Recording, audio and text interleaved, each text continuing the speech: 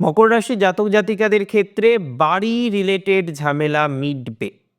যাদের কলহ চলছে, বিবাদ চলছে, বাড়িকে কেন্দ্র করে, আপনার গৃহকে কেন্দ্র করে, আপনার জমিকে কেন্দ্র করে, আপনার স্থায়ী কোনো প্রপার্টিকে কেন্দ্র করে, আপনার ভেহিকেলসকে কেন্দ্র করে, তাদের কিন্তু প্রবলেম অনেকটা সমাধানযোগ্য। আমি দায়িত্ব নিয়ে বলছি, রাশি যদি আপনার হয়ে থাকে মকর, মকর রাশির জাতক জাতিকাদের সিচুয়েশনের ডেভেলপমেন্ট হওয়া সম্ভব।